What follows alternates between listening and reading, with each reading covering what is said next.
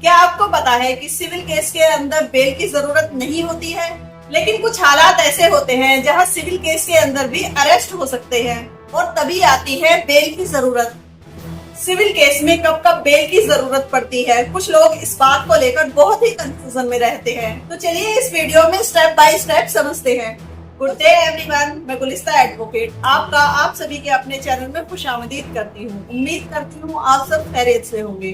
तो जैसा कि आप सभी को मालूम है, अपने इस चैनल पर मैं देती हूँ आपको कानून से जुड़ी कुछ ऐसी जानकारी जो भारतीय नागरिक होने के नाते आपको पता होना बहुत जरूरी है।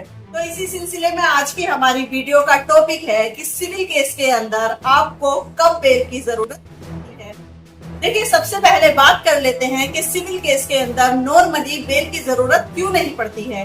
देखिए, सिविल केस के अंदर पैसे, प्रॉपर्टी, कॉन्ट्रैक्ट या फिर इसके अलावा मैट्रिमोनियल केस के राइट जुड़े होते हैं।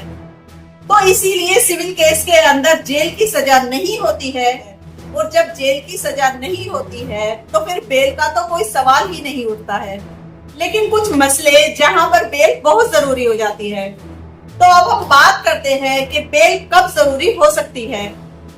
सबसे पहले सिविल कंटेम्प्ट ऑफ कोर्ट। यहाँ पर अगर किसी व्यक्ति के द्वारा जानबूझकर कोर्ट के किसी आदेश को तोड़ा जाता है या उसका पालन नहीं किया जाता है, जैसे कि इंजेक्शन का उल्लंघन करना, ऑर्डर हो जाने के बाद भी मेंटेनेंस की मनी को ना देना, या फिर कोर्ट के द्वारा प्रॉपर्टी हैंड ओवर करने का आदेश दे दिया गया है और उसके बाद भी प्रॉपर्टी को हैंड ओवर नहीं करना, ऐसे मामले में कोर्ट इन कार्यों को कंटेम्प्ट ऑफ कोर्ट मानती है।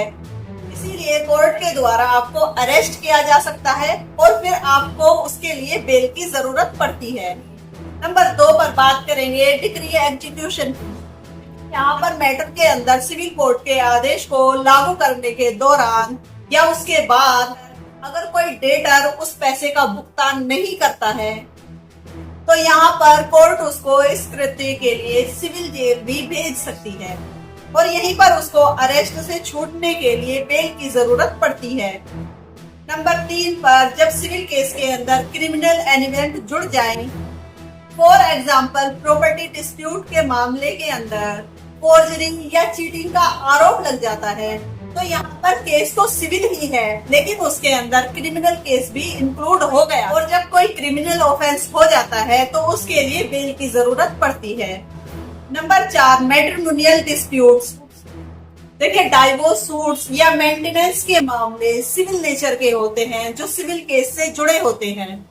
लेकिन अगर इसी के साथ ही आईपीसी का सेक्शन 498A जो क्रूएलिटी से डील करता है, जो अब नए कानून बीएनएस में बदलकर सेक्शन 85 में शामिल किया गया है, उसके अंदर या फिर इसके अलावा डोमेस्टिक वायलेंस एक्ट का कोई भी मामला जुड़ जाता है तो भी फिर एक्यूज्ड को बेल की जरूरत पड़ती है। तो चलिए यहाँ पर एक केस के एग्जांपल की बात कर लेते हैं।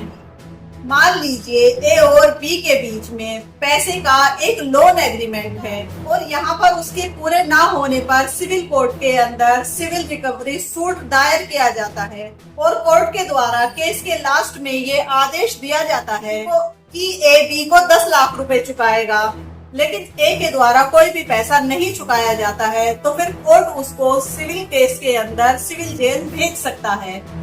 तो यहाँ पर ए को अरेस्ट से बचने के लिए भी सिविल केस में बेल की जरूरत पड़ेगी। तो यहाँ पर कंक्लूजन यही निकलता है कि आमतौर पर तो इसके अंदर बेल की जरूरत नहीं होती है, लेकिन अगर कोर्ट के ऑर्डर का उल्लंघन होता है, डिक्री एग्जीक्यूट ना हो, क्रिमिनल एलिमेंट जुड़ जाए या मैट्रिमोनियल डिस्प्यूट क्रिमिनल केस में बदल जाए, तभी आपको बेल की जरूरत पड़ेगी। तो आई होप आज की इस वीडियो से आपको काफी कुछ जानने के लिए मिला होगा। अगर जानकारी आपको अच्छी लगी हो तो वीडियो को लाइक करें, शेयर भी जरूर करें और अगर इसके बारे में आपका कोई सवाल है तो आप हमें कमेंट सेक्शन में पूछ सकते हैं। बाकी इसी तरह की इंफॉर्मेटिव वीडियो के लिए आप जुड़े रहिए हमारे चैनल से for legal update by Gulista advocate. Thanks for watching, have a good day.